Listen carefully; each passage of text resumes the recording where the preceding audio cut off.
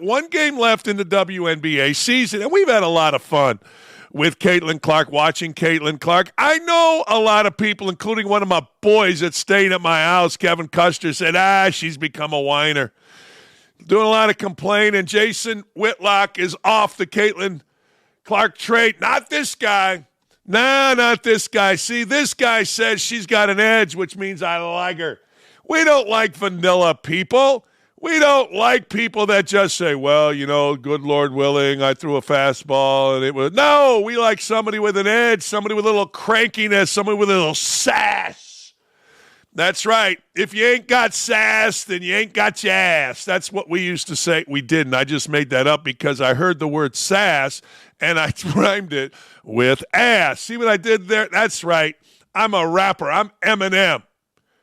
Old Eminem. Anyway, let's get right to it. This woman has showed up in the WNBA, and despite all the OG lesbian hate, despite all the older African Americans can't stand her, all she's done is ball out, yo. That's right. That's what she's done. She came in the WNBA. They set the schedule up very difficult. They got off 1-9, and they've been hot as hell now. Let's talk team first, and then I'll get into Caitlin Clark's records. Team first, all right, they can't beat the good teams. But you know what? They shouldn't beat the good teams. They went 2 straight years being god-awful with the number 1 pick. 1 year last year, second last, third to last, whatever. So maybe they shouldn't beat the New York Liberty or the Connecticut whatevers or the whomevers. They can't beat Minnesota. All right, so what? Playoffs are coming. It's going to be interesting, and I'm glad we got more to talk about. But let's talk about the records that the young lady has set.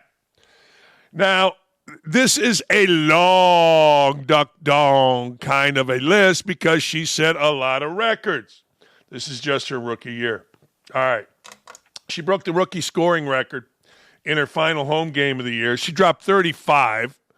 See how small the print is on this? That means that she set a lot of them. Rookie single-season scoring record. WNBA single-season record for assists. Now, that's a pretty good combination. I think the last guy to lead the NBA in points and assists is the great Nate the Skate Tiny Archibald. Could be wrong about that. Maybe somebody's done it since he did it like in the mid-'70s. I don't know. Maybe Westbrook did it. I don't know. But anyway, you think about that. Now, she's not leading the league in both, but she did set a rookie record for both, which is kind of cool. No, it's kind of cool. This is a franchise, the Indiana Fever, that has a Hall of Famer and a rightful Hall of Famer, not a DEI Hall of Famer, a rightful one in Tamika Catchings, one of the great people and one of the great basketball players in the history of any type basketball, men's or women's. But Caitlin Clark shows up first year, sets a franchise record for double-doubles. See what I did there? I set it up that this is a hell of an accomplishment, which it is. Franchise record, most three-pointers in a season. I feel like the minute they drafted her, that one was going to go. You know what I'm saying. First WNBA rookie to record 2 triple-doubles. All right, now we're getting into the rule or the records that are like, yeah, okay, we got to make some stuff up. All right. Single-season rookie record for three-pointers. I'll give you that one. That's a good one. Single-season WA rookie record for assists. Yeah. There will be a time, and you mark my words on this, where there will no longer be a rookie in front of the record. There will be a WNBA single-season record for assists. Mark my words.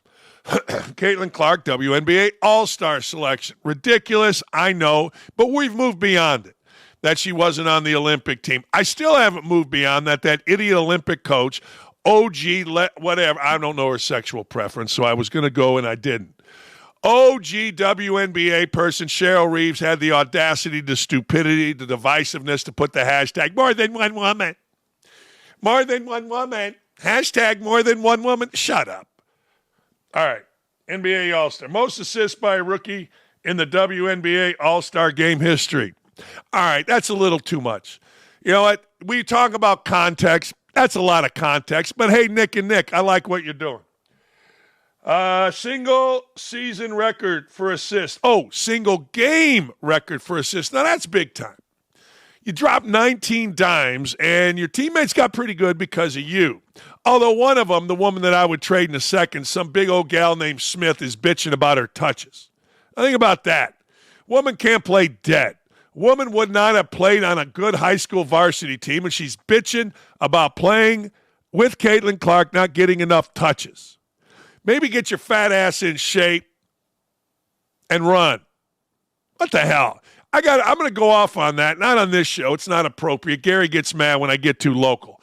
But I don't want to get too local. But I'm going off on that on my afternoon show. You can't bitch about anything with playing with Caitlin Clark. You're going to get more money. You played in sold-out arenas. You got more interest than you ever have. I understand the old school jealousy. But you can't bitch about it when you're playing with Caitlin Clark. You can't. I don't want to hear it. All right, first triple-double by a rookie in WNBA history and first triple-double in Fever history. Now, that's kind of surprising to me.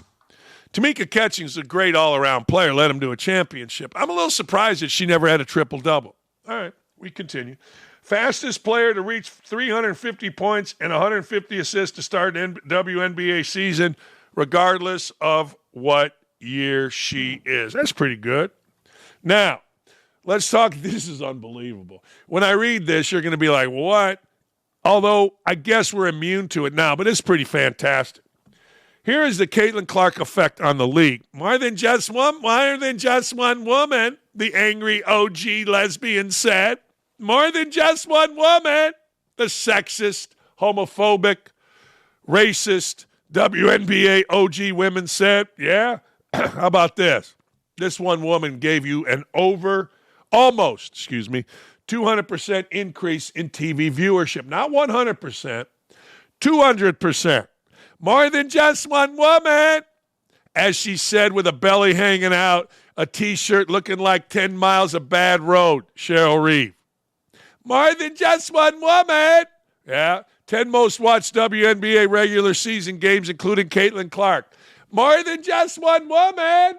The dumbass, divisive, OG, angry Olympic coach Cheryl Reeve put a hashtag on. Fever attendance over 300% higher, really. More than just one woman. Yeah, well, Kelsey Mitchell is pretty good. A lot of people are starting to dig her. Attendance record, WNBA. 200,000 more people watched, and that's all over the league, than previous record. More than just one woman. Let me know if you're getting aggravated by my more than just one woman voice. WNBA teams flying charter for the first time in history. Hey, Cheryl Reeves, and all you angry OG lesbian sexist morons out there. How about that? Is it really more than just one woman? Is it really? I mean, I don't think so. More than just one woman. Fever has most engagement views follower increase in the WNBA. Huh. Look at this one.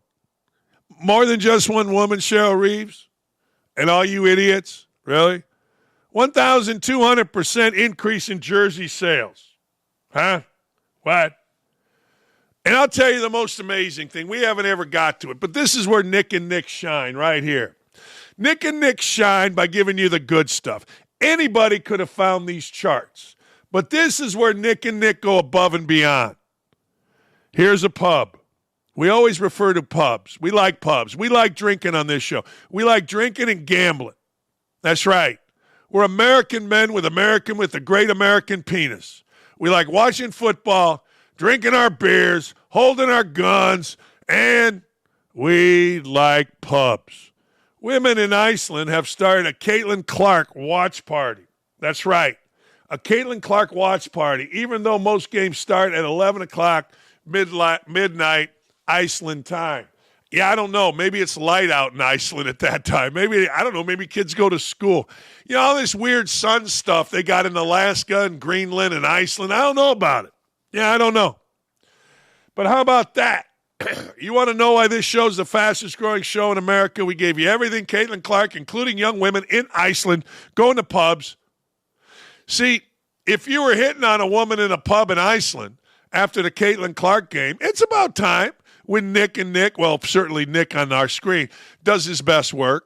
Yeah, about 2 o'clock in the morning. You know what he's doing? Watch. He's just sniffing around. Just anything, anyone want a shot? Late night shot, one for the ditch, one just because. That's right. We got a great team here. Only our show will tell you about women in Iceland. And look, it kind of does sort of maybe speak to the popularity. I mean, you think they care about women's basketball in Iceland last year? Oh, man, I didn't even know this dude was alive. You know, when I first started this show, one of the beautiful women on this show, who was our producer, Stephanie, she left to go run Rex Chapman's show on CNN. It lasted less than a week. It takes a special talent to get a show going for years and years and years, and it takes a special group behind you. Now, Stephanie was awesome. Wasn't her fault. But she got an idiot. And Rex Chapman, by all accounts, is an idiot. I like Rex. He was always nice to me, so I have a hard time. But he's become ridiculous with the wokeness and all this stuff. Rex Chapman predictably downplayed. How do you downplay an assassination attempt? I get it. You're mad at the candidate. I get it. Your politics are here, his are over here. But how do you downplay, as a moral human being, an assassination attempt? How do you possibly do that? How do you get up yesterday, as Hillary Clinton's old hag ass did, and talk about how Donald Trump now is a threat, blah, blah, and the same rhetoric, the same garbage, the same nonsense? Look, I am at heart an incredibly good person. Externally, few beers in me, I do some stupid stuff. But deep in my soul, and it's not that far down, incredibly good human being. Why? Catholic guilt. I'll tell you right now. The nuns crushed my soul. The priest killed me. Yeah, that's right. I got Catholic guilt. My mother, Catholic guilt. She's right, and it's guided me. Shoop. Now, there have been some detours, a lot of things I'm not proud of. So what? That's life. But here's the deal. If somebody is going to get assassinated for his political views in the United States, I got to tell you, unless you're a farm animal, there's got to be some empathy. There's got to be some, hold on here. I mean, we got to slow the rhetoric down. There can't just be what Hillary Clinton did yesterday or what Rex Chapman's dumbass did the other day. There was a time when Rex Chapman got pretty popular, and then he showed up. I don't know how he showed up on TV, but he showed up on TV, and he was a mess. All right, he downplays the latest attempt on Donald Trump's life. Now, remember, Donald Trump has kids, a wife, an ex-wife, although I think she may have passed. I don't know. Man, employees, people that he's helped, cousins, aunts, uncles. What? Instead, begging for the media to cover the plight of Haitian migrants in Springfield, Ohio. Now, let me explain something to you. Very good friend of mine yesterday lives in Franklin County out in the woods. It's not the woods. It's kind of farm country south of Indy. And he's like, what are you talking about? We got a ton of Haitians here. You know what they do? What? I've seen them in the park cut the heads off of these freaking ducks and cook them. Now, what are we talking about? What are we talking? I mean, it's obviously happening. Media, please go to Springfield and cover the story there. Not the one on the golf course. We're watching. Really? No kidding. So you're telling me you can't do both? What is wrong with Rex Chapman? What is wrong with these people? Like, I don't know. Is he just stupid? Is he regressed? I don't know. Listen to that. Political violence is bad, whether assassination attempts or candidates telling lies that inspire bomb threats against hospitals and elementary schools. Like, what is wrong with you? Like, they talked about these bomb threats. All 33 of them were hoaxes from outside of our country. Like, what is wrong with people? I often ask that. Like, Rex, what is wrong with you? Dude got assassinated, or an attempt. I can sure as shit condemn an assassination attempt against Trump. Why couldn't he condemn bomb threats against schools and hospitals? Well, he's kind of dealing with being an assassination attempt. I mean, you can't deal with nothing. I mean, you've proven it. You've written books about how you can't deal with nothing. But this dude's being shot at. This dude's being rushed off golf course. I mean, what is wrong with you? And Trump also knows the truth that Rex Chapman doesn't know. I get it. We got to pander. I get it. A guy like Rex wants somebody to talk about him. That's fine. I understand it. But damn. I mean, I know people in Springfield. I know what's happening. And these aren't lies. No, I'm sorry. They're not. I get it. You got to say that because how many lies do people on the left tell before you finally go, hold on a second? I know how many. Enough, Rex Chapman and you other idiots. You're not in Springfield. You don't know. You want everything to be a lie. It's like this. Evil people like Chapman and others of his ilk, Hillary Clinton and this freaking woman Kamala, they try to put on you what they're doing. Haven't you heard? If Donald Trump's elected, he's going to go after his political opponents, they say on the left. Really? Well, what is the left doing with Donald Trump right now? Seems like they're going after him. I could be wrong. Springfield, which has seen an influx of roughly 20,000 Haitian immigrants since the pandemic, has become a major talking point around the country, with residents alleging the immigrants have been stealing and eating pets. Trump mentioned the allegations during the presidential debate, to which the moderators immediately shut him down. Well, I got to tell you, I've had people tell me from Springfield, absolutely that's happening. It's happening here in Franklin County. Don't tell me it's not. I got a guy who lives there. I mean, I understand you don't want it to happen, and I understand you want to debunk it. All right. Man, it's not even sad. It's just typical of guys like Chapman. It's typical of these clowns. You know, Chapman can't handle fame, blah, blah, blah, blah. Writes a book, he's a victim. Okay, he's a victim. And because he's a victim and can't handle fame, he gets addiction and does stupid stuff. And now we're all supposed to feel sorry for him. And now somehow he's become an authority. He should be an authority on nothing. Before all the crap, he was an idiot. I mean, a known idiot when he was coming out of high school, when he was in college, MBA. And, okay, he gets all these addiction things, and we're all supposed to, like I said, great, good for him, he overcame it. But I've had enough. I mean, write a book, be a victim, and people go, oh, my God, it's so great. And now you become an authority? But all you're doing is spreading a conspiracy theory that this didn't happen. What's the difference between a conspiracy theory and the truth? About 6 months. Of course this is happening.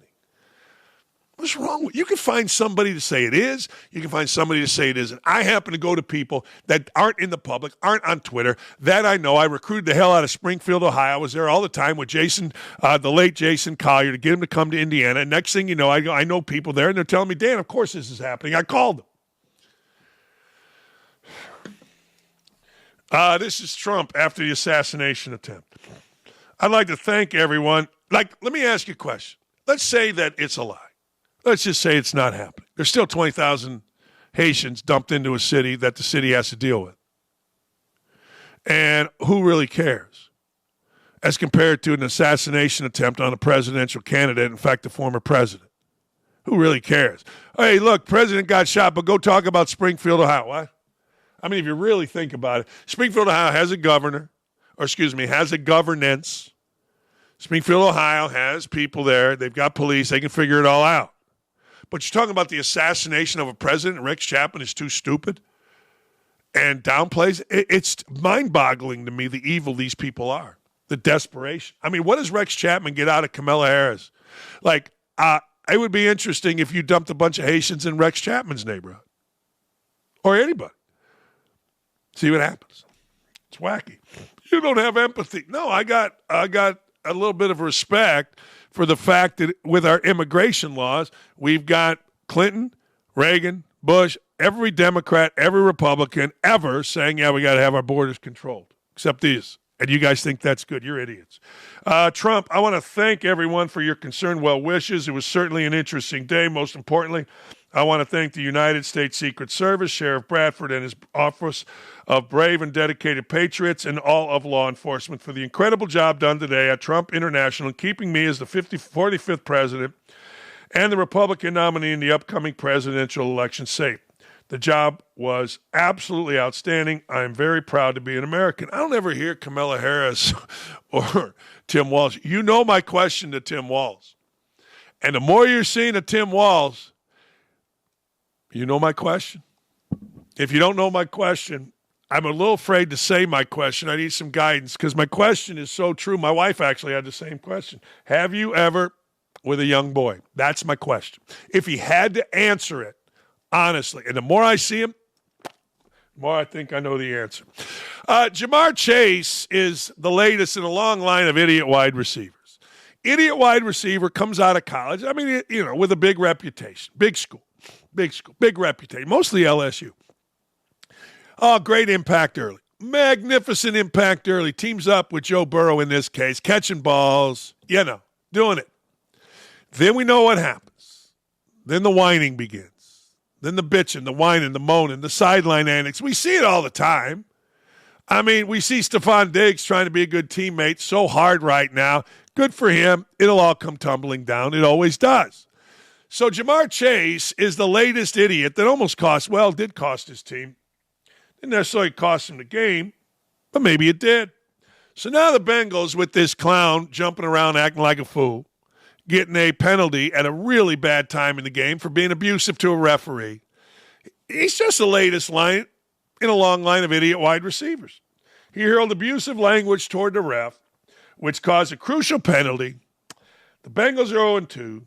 Chase and T. Higgins remain at odds with the franchise with regards to their contracts. Trouble brewing in Cincinnati. And I hate it because Teddy Karras Jr., friend of the family, is the starting center. So I root for the Bengals.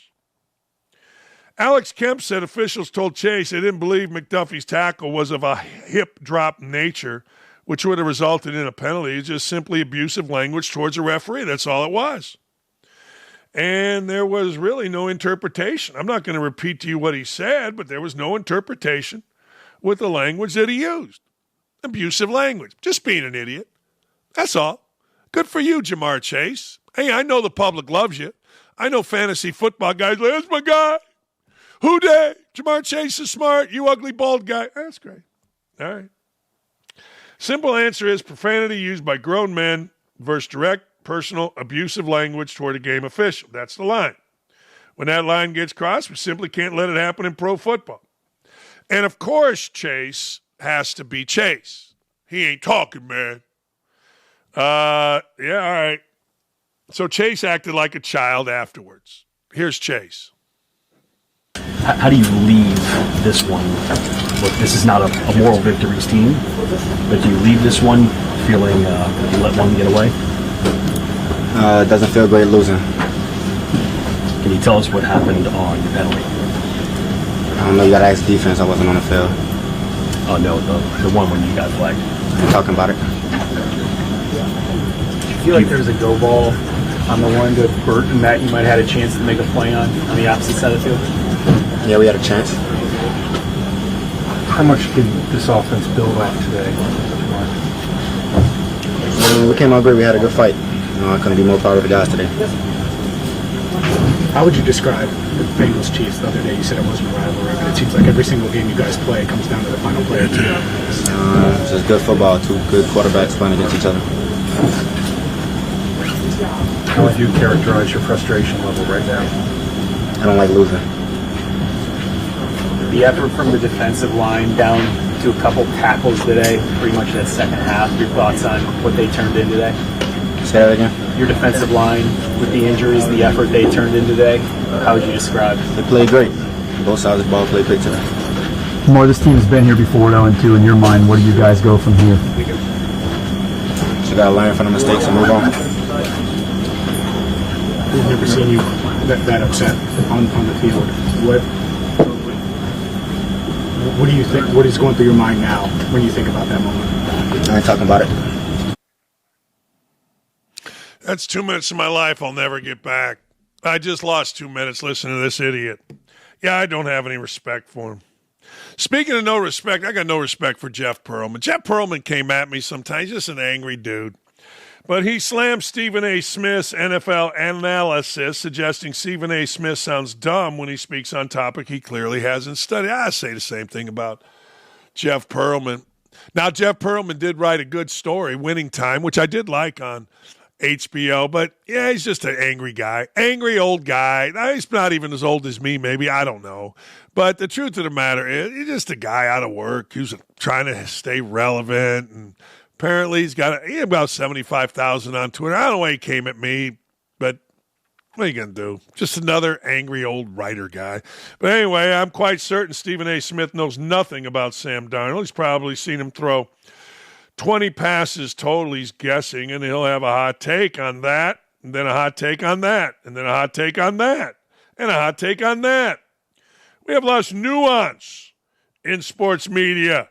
We've lost thought in sports media. Now, look at Jeff Pearlman. To my young guys here that are on this show, don't ever look like that. You know, Stephen A. Smith, whether you like him, you don't like him, I don't know. I'm not the biggest Stephen A. Smith fan, but I got to tell you, don't look like the disheveled, old, angry writer. Don't do it. There's nothing good that comes from it. There really isn't. And that's what I think he used to write for Sports Illustrated, did a hell of a piece on John Rocker, got angry at John Rocker, who knows. But anyway, don't be angry. We've also lost the ability to say I probably shouldn't tackle that subject because I don't know anything about it. Well, Pearlman tackled the subject of me when a guy wrote a nasty article. He didn't know nothing about me. So he's just a typical full of shit guy that's jealous of another man. Maybe he's racist too. I would have bet Pearlman's got a lot of racist anger in him. I probably shouldn't tackle that subject because I don't know anything about it. Or maybe I'll take this one off because it's not my specialty. He doesn't know enough about Sam Darnold to offer an opinion on Sam Darnold. Well, Pearlman offered an opinion on me. He don't know me, never met him. You know, he can say he does, right? But look at those eyes. Those eyes tell you everything you want to know. Just an angry, bitter dude that never quite, you know what I mean? All right. I'm not going to have an opinion on, you're Stephen A. Smith. There's nothing wrong with saying I'm not going to have an opinion on Sam Darnold because I haven't seen him enough. But we never have that anymore. Well, yeah, like I said, you don't do it either. It's all about, I think this, I think that, I think this. It's about being loud and being right. Even if you don't know what it means to be right. Boy, I would say the same thing to Pearlman. I would. I'd say the exact same thing to Pearlman. But, I mean, I don't know why Pearlman, who never played, never coached, never been in an arena, always goes to the locker room to get an autograph, maybe a picture, maybe look at a schlong. I don't know what he's doing in there. But anyway, how does he know? He don't know nothing about nothing. He doesn't. I don't know. Just my opinion. My informed opinion. Oh, I guess it's about time, my Nick and Nick say. Michigan has made the decision to bench struggling quarterback Davis Warren, opting to start Alex Orji. Alex Orji's like supposed to be the next man this upcoming weekend for the Wolverines' big matchup with USC. Warren's averaging 148 yards a game, 2 touchdowns, 6 interceptions through 3 games, QBR of 35.3, ranks 103rd in the country. Did Michigan make a major mistake not landing a transfer quarterback in the portal? Hell yeah, they did. You can't play with a walk-on quarterback in this day. Now, look, hey, it's a great story. Hey, he's Scrappy's first one in the building. I can't believe how he's first one in the building. All right, he's first one in the building. Okay. All right. That doesn't mean really a whole lot, I don't think. Maybe it does. Maybe it means a bunch. I don't know. But the truth of the matter is you're not winning with a walk-on quarterback. Now, having said that, they are 2-0. That's right. They're 2-0. It's not like they're losing. Don't at me about them losing because they ain't losing yet. Now, we'll see what happens, but I think at some point in time, this guy Alex Orji is a lot like Joe Milton. Maybe he gets it done, maybe he doesn't. Speaking of benching quarterbacks, the Panthers are benching former first-round pick Bryce Young. Despite the head coach saying after Sunday's game, Bryce is our quarterback, 0-2. They'll give this dumpster fire and hand it off to Andy Dalton. Man. Oh, yeah, Michigan got smacked by Texas. Thank you, Nick. Thank you, baby. That's right, they're 1-1. Yeah, you know what? Here's the deal. you're in a complete rebuild at Carolina, so I can see benching, let the guy learn on the bench. Indianapolis, there's a lot of talk. Hey, man, this 0-2 start goes 0-3. Maybe you're going to see some Joe Flacco. And there's a difference. Like, there's not a difference in the year of the quarterback. Obviously, they're both second-year guys. Difference in how much they played. Anthony Richardson hasn't played much. But the feeling is that the Colts have a, quote, playoff roster. And if the quarterback's holding you back, you can't waste a year. I don't think you can waste a year when you're in year 8 of an incredibly bad regime. Maybe the worst regime we've had in Indy since they came over on the Mayflower. There was a moving company from Baltimore. I don't know. But what I do know is the general manager of the Colts sucks. The entire operation of the Carolina Panthers sucks. And, well, they brought in the quarterback whisperer. They said, I knew better. I told everybody better. Frank Reich couldn't coach blind turkeys and take a shit. And now they got this other guy, Canellis, who's got a great story, addiction, blah. My wife didn't know I was addicted to porn or whatever. Who cares? Anyway, it ain't getting done with him. Maybe it's Bryce Young's fault. Prediction, Bryce Young, offensive coordinator of his high school in about 2 years. Baywatch star. Now we're talking the latest 50 and over model to opt for OnlyFans as a method of helping support her family as her own Hugh Hefner following in the steps of fellow 90s stars and OnlyFans creators Denise Richards and Carmen Electra. Yeah, we need pictures. We need pictures. It's been great, honestly. Me being a single mom, 2 boys, no financial support from their fathers. See, here we go. What's up with these fathers? I tell you what, she got herself, she re-racked, pumped them babies up, get on OnlyFans, and let's have a day. So in order for me to do this, I have, my side job with OnlyFans, which helps facilitate my other passion of acting, me too, and producing. So for me, it's been wonderful. Well, I do pretty much basically Playboy. I continue to do that. I do beautiful art in photos like I did when I was in Playboy. I don't show any nudity down below. That's the only difference. But I do try to make them very artistic. Yeah, they are, baby. And very beautiful and meaningful. Oh, they're meaningful. Anytime you show the fake cans, it's meaningful. Yeah, it is. I got to get Nick's opinion on this, whereas when you're doing Playboy, you really have no control of it. So I'm like my own Hugh Hefner. Yeah. Hey, Nick, you're a young guy. That woman's too old for you to be sniffing around, right, on OnlyFans. She's too old. She's over 50. You need the younger broads in your OnlyFans account. How many OnlyFans accounts do you have? I have 0. I will never set foot in OnlyFans. Hard pass. Hard pass. Why? I don't need to pay for that stuff, bro. I'm not paying for that crap. Oh, yeah. Yeah. Hell no, bro. Does that woman look old to you? No. I'm not ageist. Really? Oh, you're not an ageist. All right. Nope. All right. You ever thought of doing an OnlyFans? Take that shirt off, show them abs. You ever think about an OnlyFans account? Wear that hat? No, because I could just do that at the bar. And then you ever taken your shirt off in a bar? Give people for free. Yes. Multiple times. Really? It happens. Why? Because I'm a drunk idiot and I enjoy myself. And I have no problem doing it. I'll probably do it the next time too. It's not like I'm getting in trouble. There he is, yeah. Ladies and gentlemen. There he is. That guy if right there. there. Was one, hold on. If there was one woman or 2 women that you would pay, now don't say nobody. I get it. You already said nobody. You said I don't do it. Okay. But this is a hypothetical. If there was one woman that you would pay for an OnlyFans account for, who would that woman be? That's a good question. That's a solid question right there, Nick. That's a great question. Yeah. Do I have to give you like one, or can it just be anybody, or can I do? How about this? I'll do one like my age, and then I'll do one 70 plus, or 60 or 50 plus. Okay. Yeah. All right. Sydney Sweeney and Elizabeth Hurley. Yeah, that's pretty strong. Yeah. Elizabeth Hurley, been on this guy's radar for a long time. Sydney Sweeney just popped up on this radar. But I got to tell you, man, Elizabeth Hurley, I would argue this, and people can say this is sexist, and I'll own it. That's the best rack in the history of racks. And I think Sydney Sweeney is going to be right there.